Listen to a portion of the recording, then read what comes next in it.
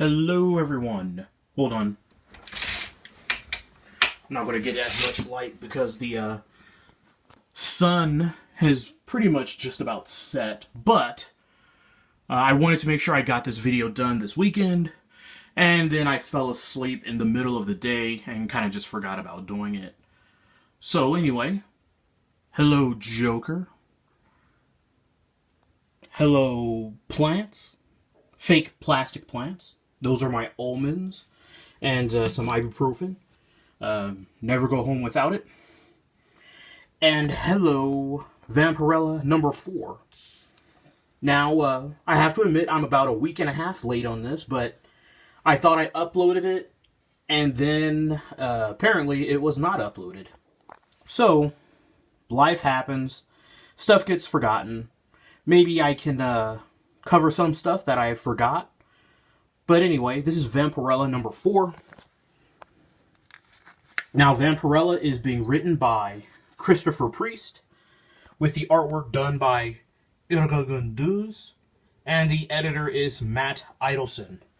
Now, I have to admit before we even get started, that this comic employs, I forget what it's called, but repeating panels, where there's one panel, and then another panel, and then another panel, and the art doesn't change. And so it's like, oh, okay, that's really lazy. But that's one of the biggest issues I've had with this book, is because there are wasted or lazy panels that don't really matter. For example, we get started, and it's about a maid walking down a hallway. And so, stuff that doesn't make sense, that makes me wonder, like, what the heck is the editor doing? Like, knocking on a door with a card. Realistically, that's not a thing that happens. Now, I understand that the card is like a symbol or a plot element, but this is just a clumsy and awkward way to introduce this. And so, the maid is coming into the room. Oh, look, it's a little bit of a mess. For some reason, she's covered in blood. And so she steals the identity of the person who was staying there before. And now she's throwing the calling card or the symbol down. Then she meets up with Von Christ, who I think hasn't shown up in almost 3 comics. And they're working together. But again, this part doesn't really make sense. Maybe if a better job just introducing certain elements a little bit quicker, they could explain what this is all about. I think this is this person over here. She stole her identity, or she's going to steal this person's identity, and I think this is this, but can't really be sure. Apparently, Von Christ and this woman are feeding someone all these organs. And that's why she's covered in blood. But again, a maid is not going to, who's trying to be incognito, is not going to just be walking down the hallway covered in blood. Even if it's kind of hidden behind the shopping cart, it's just, there's too much risk. So, you know, stuff like that. And so again, this is stuff that comes down to an editor. And for those who don't know, I thought the first 2 books literally did not have an editor on it. Because there were some issues in the first book and then several more issues in the second book. And so, like I said, I literally thought there was no editor on the book. I had to go back and check to make sure. And so now we're doing the lesbians everywhere. So this is actually the repeating panels problem that I was talking about earlier. These are all the same panel. All of them. With just different text bubbles. And so she is making her confession. And so she's talking to the priest about how she's a lesbian and how it's such a horrible sin. And so she's being seduced by Vampirella. We don't know it's Vampirella, but spoiler alert, it's Vampirella. She's being seduced by Vampirella. And then, bada bing, bada boom, it turns out She's one of the Six Marys. I think this is actually the leader of the Six Marys. We don't actually know that for certain, but anyway, let's skip a couple of pages. Skipping some stuff for the important. I'm going to entirely skip the stuff with the psychiatrist because he's not really relevant at all. And he needs to get killed because he adds nothing to the story. Anyway, so you may remember this guy was on the plane. And this is, they were lesbian lovers in the second book. And so they're just chatting it up, you know, food. That's common things in modern comics today. And so he is calling out Vampirella. They're talking about literally, like, if you're not good, then prove you're good. If you're not evil, prove you're not evil. And so you can see that this is actually smoke, like from a fire. But we don't really know that. We just know that it's smoke and a fire. It would have been nice if in these panels that got addressed. There's an out-of-control fire, you know, and they said something like there's an out-of-control fire. Oh, well, it's none of our business. What does that have to do with the three of us? There's nothing we can do.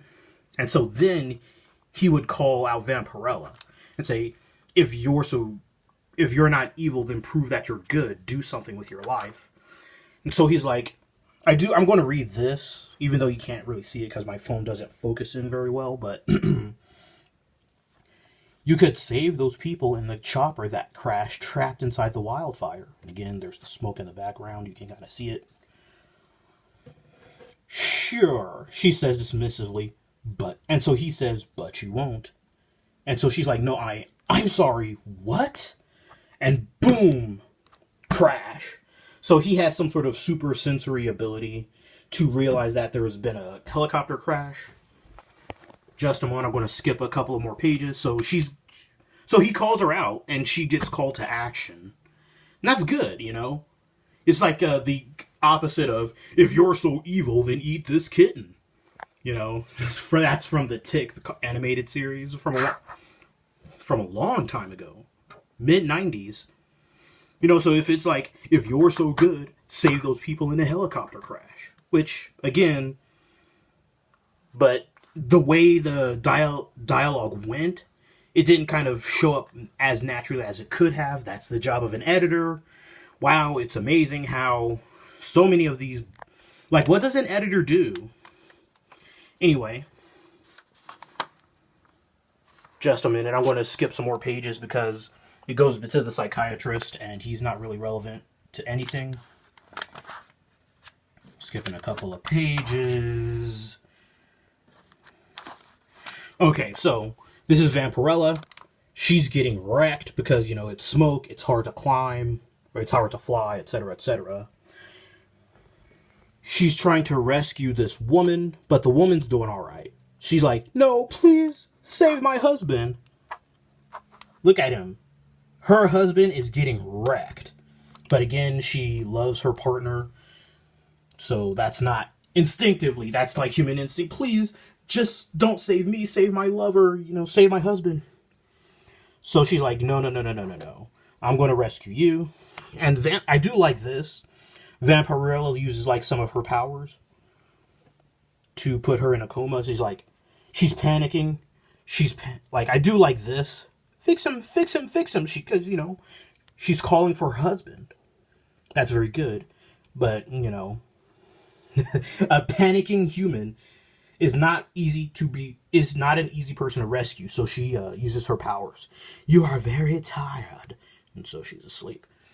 Now, I do like that because, you know, it kind of shows the human nature very well. It's like, she's begging for Vampirella to save her husband and not herself. Vampire's like, nah, fuck that shit. And so Vampirella does. She goes out and she goes to the firefighters. And the firefighters are like, what the hell are you doing? And they're not going to let her go back into the fire because the condition is getting worse and it's not under control.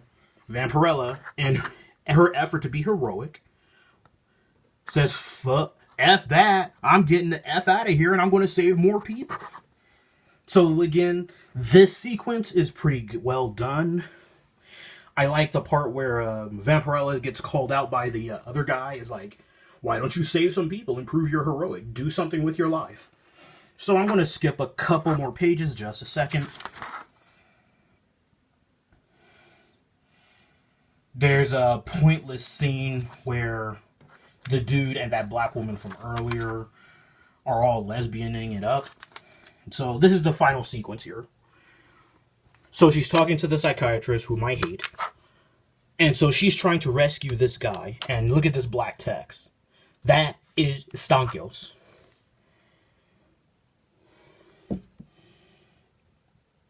So Stankios is like, what are you doing?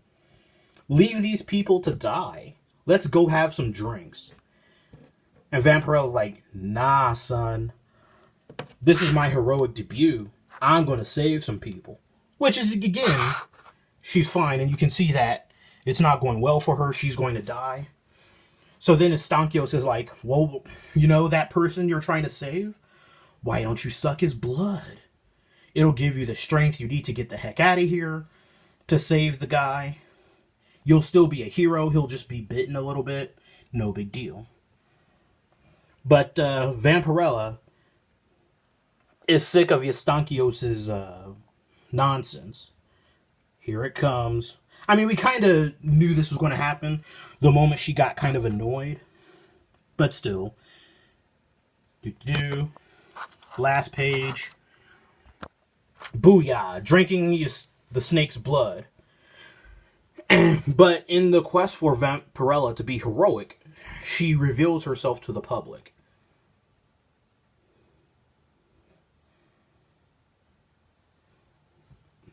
And so, like I said, I've already outlined some of the issues, but as a quick review, I hate the psychiatrist dude. He no longer adds anything to the story. He can get gone. Pointless repeating panels that are just lazy. Some editing of story flow. And I'd say that because this book actually read very fast. It took me only 15 minutes. And so I do like to read these books 2 or 3 times. Just to make sure. Because Priest has been known to stick stuff in, but in his quest to stick stuff in the book, like with a card, you know, nobody's going to knock on a door with a card. Nobody's going to walk down a hallway with blood all over them, on their clothes. Is just not a thing.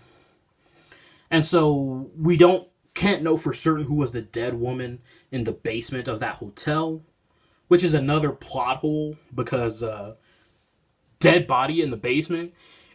Unless she's the only house cleaner in the hotel, you know, which is unlikely.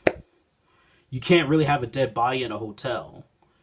That's not including the manager of the hotel or some other, like, executive level person coming in and seeing a dead body. So that's something that the editor, like, if it was a morgue or we got some sort of example of the dead body being taken to a morgue, that would have been golden. But again, it's just a dead body in a basement. Dead bodies stink. That dead body was in a state of deep decay, so the smell would have attracted some attention as well. I refuse to believe that the hotel basement is smell-proof. I have never smelled a dead body, but I have smelled rotten meat, and that thing goes through walls. So anyway, the book read fast. This was the best issue since book number 1. I'm just going to quickly go over this. Christopher Priest talks success of his Vampirella series, and why number 6 is the perfect issue to jump in. Which, again, obviously I have not read issue 5 or 6, but it sounds like it's going to go into a next story arc, so if you're not reading Vampirella now, I would personally recommend that you jump in at number 6, just because that way it sounds like that's when the story will start moving forward, and we get some more into the human reactions to Vampirella, who has been revealed to the public. Anyway, Thank you so much for watching. Hit that like button and subscribe. Thank you, and I hope you enjoy the rest of your day. This was Reno.